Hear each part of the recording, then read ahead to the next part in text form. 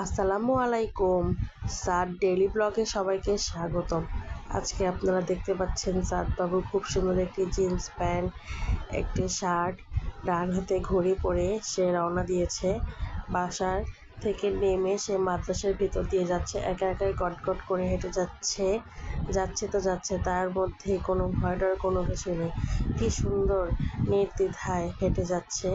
আবার কাকে যেন পাশে টাটা দিল। এই যে মাদ্রাসার স্টুডেন্টরা।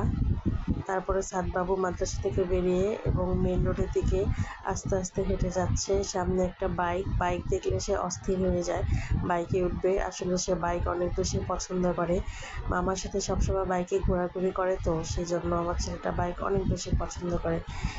আস্তে আস্তে মেন রোডের দিকে এগিয়ে যাচ্ছি। আমরা মা ছেলেরা দুজনেই অলমোস্ট মেন রোডের কাছে চলে এসেছি। আগের দিন বৃষ্টি হয়েছিল, পানি জমেছে। সাদবাবু সেটি দাঁড়িয়ে দাঁড়িয়ে দেখছে। তারপরে আমরা মা ছেলে দুজনে মিলে অটোতে উঠে পড়েছি। এই যে সাদবাবু। আসলে আমরা চান্দুরা যাচ্ছি। আমার এই যে কত গাড়ি ঘোড়া যাচ্ছে। সাদবাবুর খালামণি আসছে ঢাকা মোহাম্মদপুর থেকে, আমরা তাকে আনতে যাচ্ছি। এখন আমরা অটোতে আছি, একটু জ্যামে বসেছিলাম। এই যে রিকশাওয়ালা মামাটি বসে আছে। এই যে সাদবাবু তার খালামণিকে পেয়ে গিয়েছে।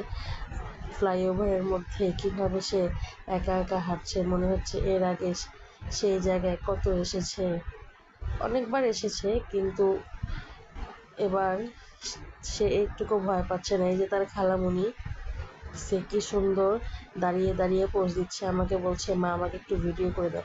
এই জায়গায় সে তার বাবার সাথে আমার সাথে আরও অনেকবার এসেছে, কিন্তু আজকে তার মধ্যে একটুকু ভয় নেই। আগে একটু ছোট ছিল, ভয় পাচ্ছিল, এখন দিন দিন বড় হচ্ছে, ভয় ভেঙে যাচ্ছে। এই যে একা একা গটগট করে নিয়ে যাচ্ছে। এরপর সাদবাবু তার মামার সাথে তানহা ক্লিনিকে এসেছে। তার মামা অসুস্থ, মামার সাথে ডাক্তার দেখাতে এসেছে।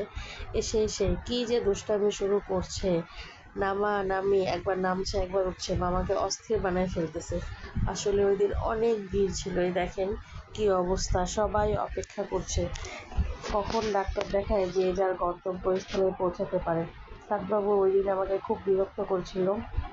সাদবাবু তার মামাকে দেখলে এতটাই দুষ্টামি করে যে কি বলবো, আমি কিছুই বলতে পারছিলাম না, বাইরে ছিলাম।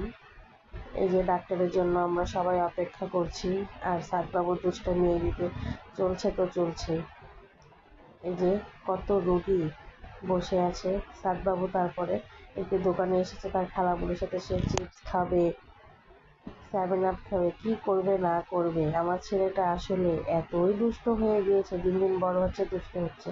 সবাই বেশি বেশি ভিডিও দেখবেন। আল্লাহ হাফেজ।